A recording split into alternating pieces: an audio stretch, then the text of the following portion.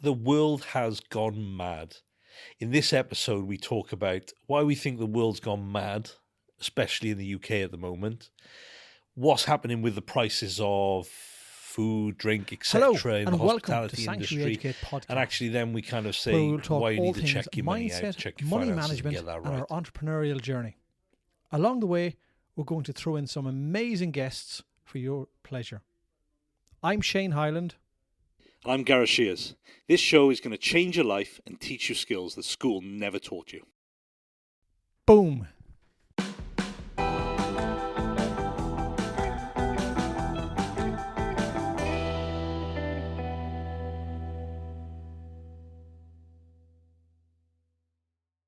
I'm a bit casual today. So, what, today? Yeah, well, I do You casual. made it worse. I do casual Monday to Sunday. Monday to Sunday. Oh, I got black tie do Friday. Nice. Congrats on the rugby the weekend. The Welsh women battered the Irish ladies. So, we're all inclusive here. So well done. Congrats. Well, at least a team in Welsh rugby is actually making headroads, which is good. It's all changed now, isn't it? The meeting in Port Talbot has basically sorted it. Paddy Power is taking no more bets on Wales winning the next 3 Grand Slams in the Rugby World Cup. The world of rugby is sorted. Wales are champions of the world now. What's that? Well, haven't you sorted the whole region No, they structure? Yeah, they've agreed it all last weekend. Did they? Yeah, it's all done. They kept that quiet. I didn't hear anything about it. There has to be a minimum of 5 females on the board. The restructuring is they've implemented lots of changes. How many regions are we going to have? We're still going to have 3, that's are we? another issue. No idea. God. Oh, we're not going to go into that.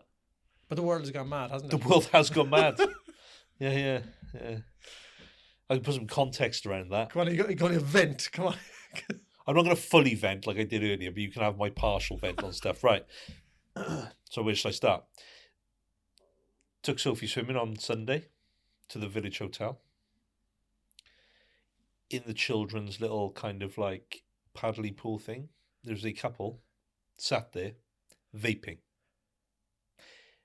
Vaping in a public place, but actually in the child's swimming pool. Like, seriously, has the world gone that mad? We are literally like lawless Britain. Nobody cares. And when I spoke to the manager guy there, and he was like, he was like, this is a common thing. He was like, people just do not care. That is really worrying. So there was a couple in there, like, as if they were sat in their own house, vaping away.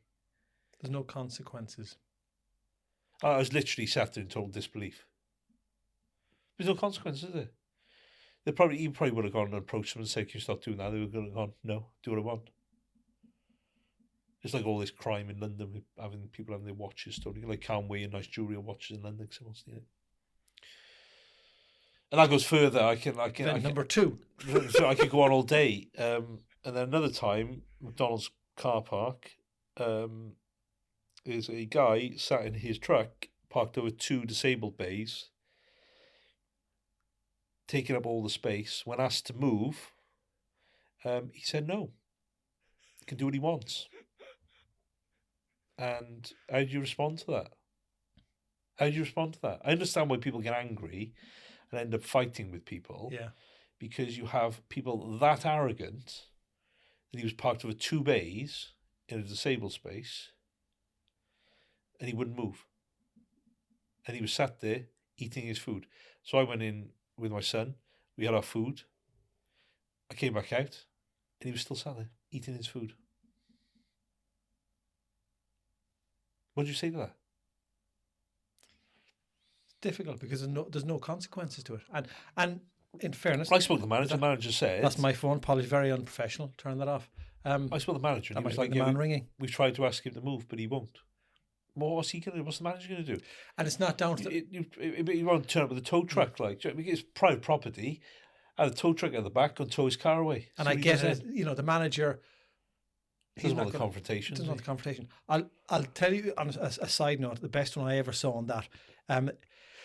In one of the Sainsbury's in Cardiff some months ago. There's loads of I love this one. parent and child spaces, and it was raining, and we got there, parked in, and I noticed this guy was in his maybe late 60s, early 70s, and he came out and got his bags, and he was going very slow, and the parent and child are right next to the front door. So this guy rocks up, and you could see he's got 3 kids in the back of the car. And window came down, and he went, and I can't do a Cardiff accent, but he went, "Hello, mate. Have you got any kids?" And he went, "No, it's a parent and child place. Can you get out?" And the guy went, "No, it's raining, and I'm only going in for one or two things. I'll be quick." The guy went, "No, I've got 3 kids in the back. I need you to get out of that space. Go somewhere else." And he went, "No, I'll be out soon." And with that, the guy went, "Well, that's fine." He said, "Well, I'm going to do a full shop with 3 kids, so I'm going to be at least an hour." And he just dropped the car right in front, sideways of the guy's arse of the car, so he could not get out. And he went, "That's fine." And the guy went, "What are you doing?" And he went, "I'm parking here." And he went, "You can't do that. I'm going to go in and tell Sainsbury's." And he went, "About what?" "That you're parking in the wrong place." And he went, "But so are you." And with that, the guy just brought the 3 kids, marched them in, and went on a merry way. Now, I went in and I got a few bits and pieces. And in fairness, the guy that had parked was only in for 1 or 2 things, because when I came out, he was still there, just standing there. There was no sign of the guy. What a hero. I would have taken the kids to the cafe, I would as well. Oh, I would have loved to have just waited there just to see what was going to happen. I would have done a good 3-hour stint, I think. It was brilliant.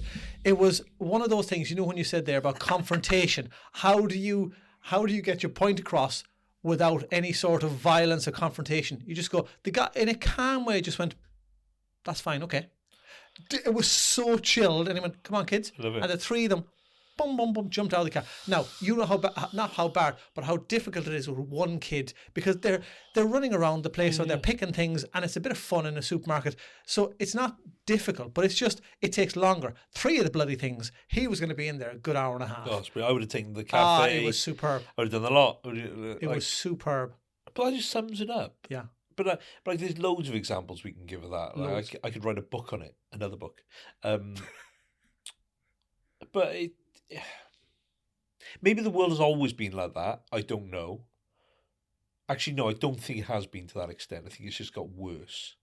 Don't get me wrong, there's pockets of society that have been like that for years, but everyone now thinks they have the right to do what they want. Because there's no consequences. The legal system's broken. And I know that from my days of when I was in the police some 15 years ago, or whatever it was.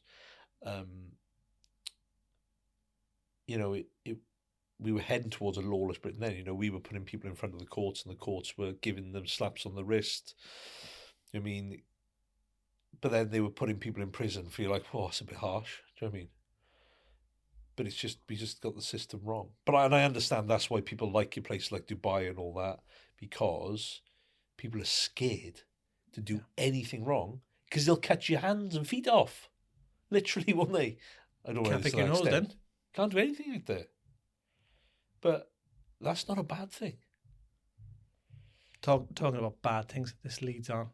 I had my mum over the weekend. Hello, Mum. Before I said she doesn't listen to this, I collected her from Bristol Airport last Friday evening, and it was almost as soon as we got there, it was, the cuddle, nice to see you, and the whack across the back of the head almost. I listen to your podcast when I go to bed now. Oh, brilliant. Brilliant. My heart sank in all the things that I've said. So, Ma'am, sorry about all of that. But yeah, I listen to them all there. So we tried to do a lot of Welsh things over the weekend. Didn't get her to have a Welsh cake, surprisingly. But we done the museum and all that, and it was superb. We had a great weekend. But she came out with the best line, and it's probably been said before by other people, but I have not heard it. And we were talking about the cost of everything, and she just turned on. Nothing's coming down apart from the rain. And I went, bang. That nailed. That's true. Nothing is coming down apart from the rain. And that ain't disappearing at the minute. Yesterday was a lovely day. This morning, crap again. So, my mum, wonderful lady. She nailed it. Yeah. And well, nothing is coming down, is it? Nothing is coming down. In fact, I think it's gone the bloody opposite way. which I think will be to the detriment of the hospital- economy and the hospitality long term. Yeah. Because we speak to Claire, weren't we? Yeah. And where was she? Was it on the weekend? Yeah. No, yesterday. Yesterday. Yeah. Two ladies in a bar, was it? Yeah. In Cardiff. Went up to order 2 small glasses of wine, house wine. Yeah. And were served them and were told, thank you very much, that's the best part of 18, 19 quid. And they went, excuse me? 9.15 each. 18.30. 18.30. For 2 glasses of Two small glasses of wine. small wine. Wow. It's 125 ml, small glass generally. It's not a lot. Can I go back to my mum? So they turned around and said, no, thank you. And off they went to Tesco's or wherever, and we're going to drink at home. That's a big problem. Because people now realise, since that C word, and 125 mils is far too small. My mum wouldn't do a 125. She'd have to do a bottle. Or 175. It should be 125 or 175. I had to get the dig in, Mum. So it should be 125, 175, 250 for a large. So 7.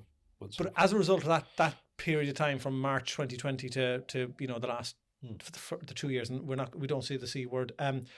People have realised that it's probably the time spent with people, and those two ladies in particular probably realised that maybe before all that stuff happened in March, they may have just gone okay, but they realised that they probably during that time done the same thing, caught up with each other, had a good giggle, a laugh, put the world to right, had a moan, had a bitch, whatever you call it, in the comfort of their own home, in their garden, and they realised with that price that if they went to a Tesco, a Lidl, an Aldi, Sainsbury's, whatever, they could probably get a bottle of wine for 6 quid or a decent bottle for 9 quid, which is half the price, and would have had more in there.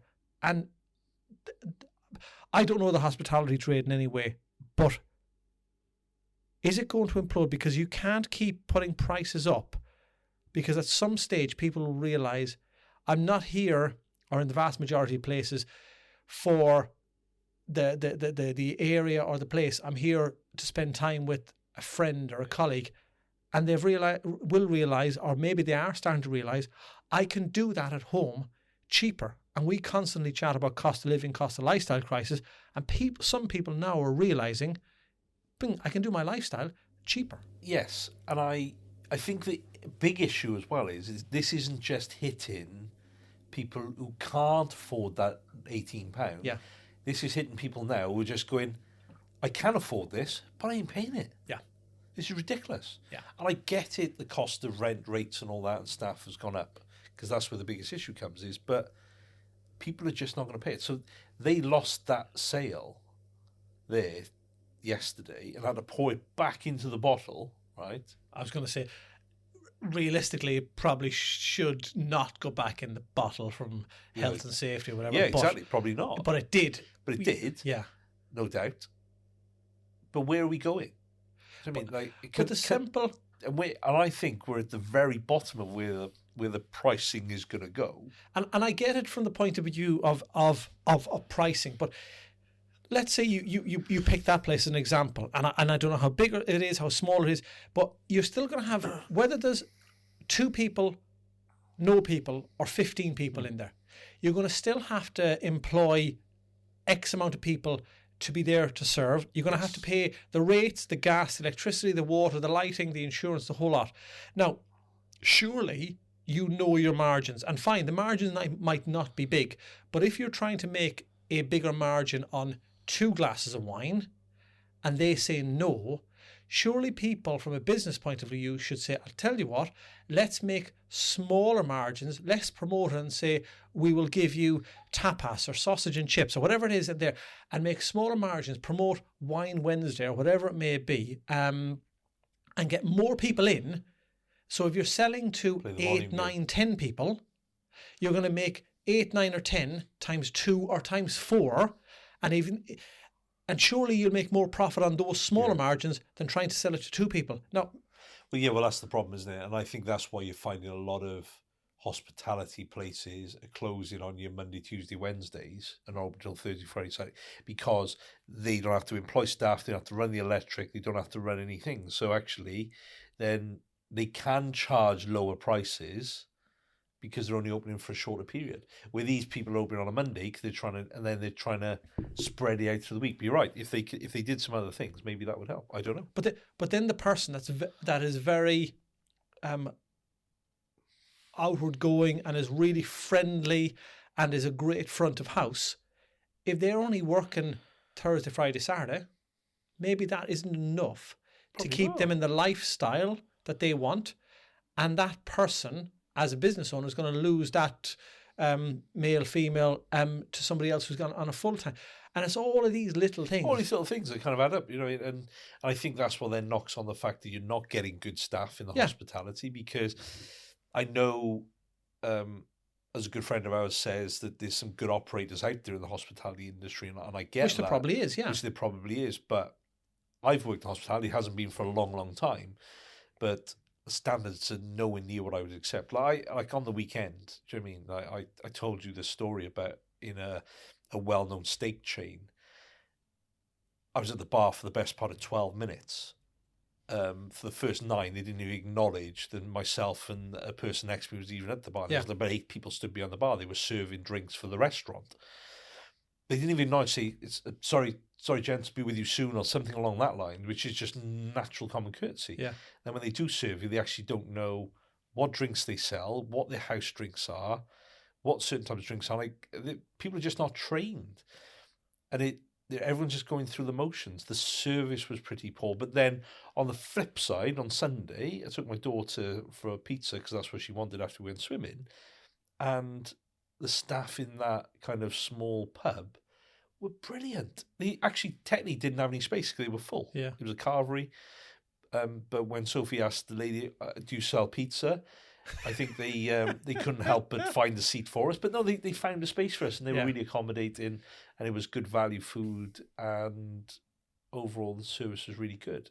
So there's two. So you've got a chain, which was really poor, and then you've got, and I think the standards of service not only come from the top down, from whoever your operators are, your managers in the business, but also the individuals on the ground as well.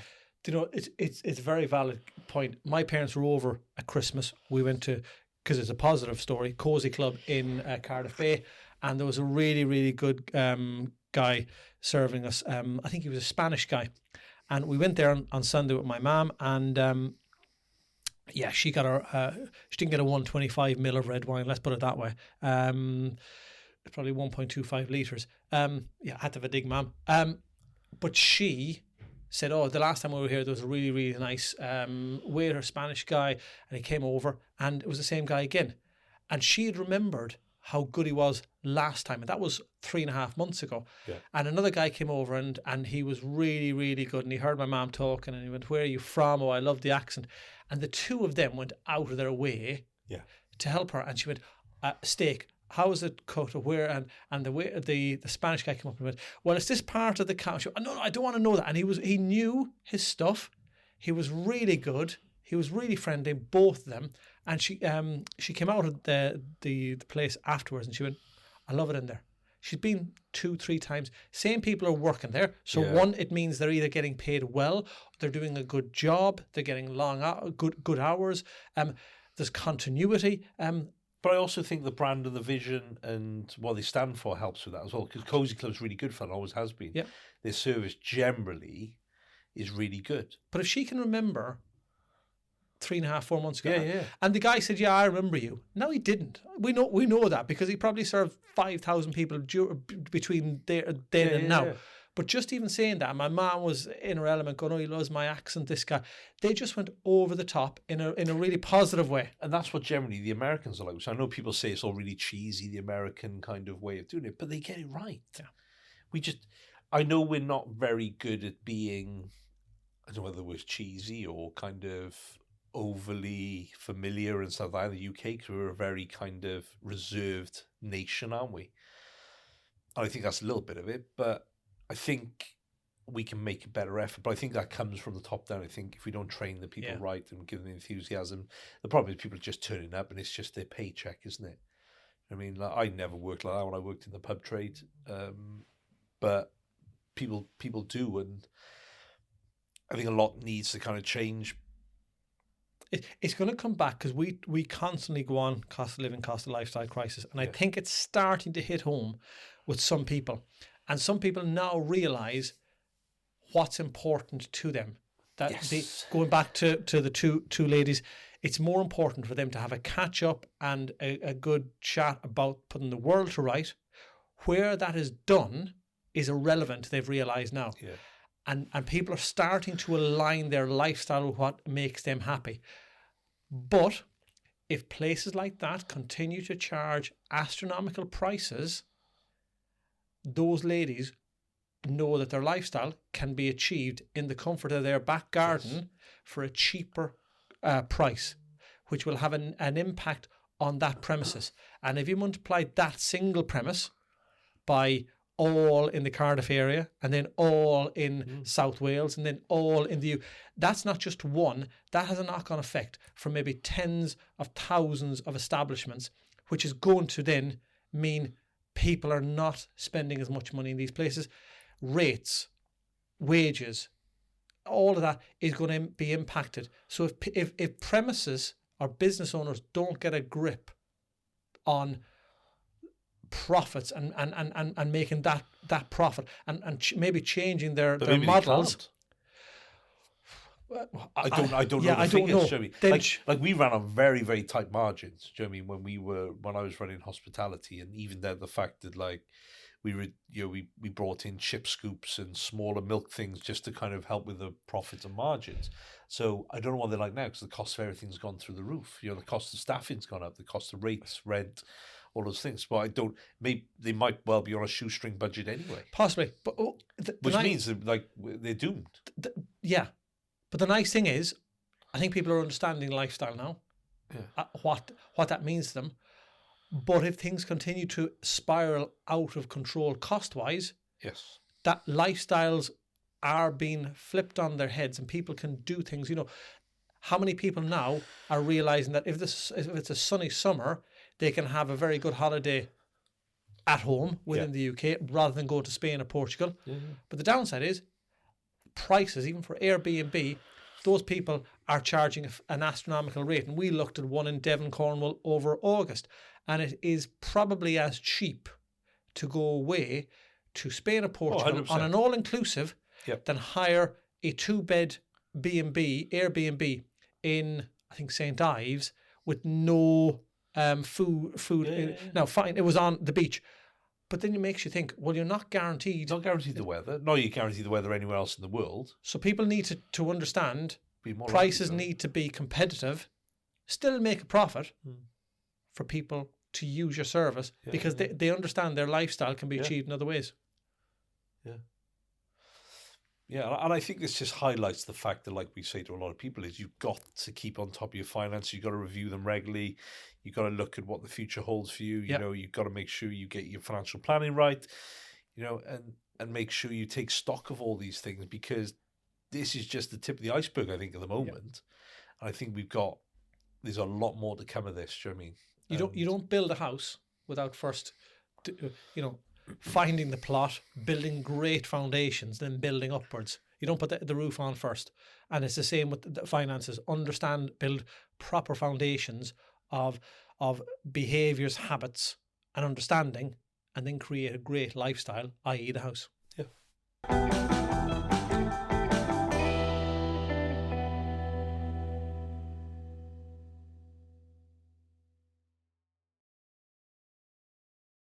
Thanks for listening, and if you enjoyed this episode, then please subscribe and remember to follow us on social media for more content like this.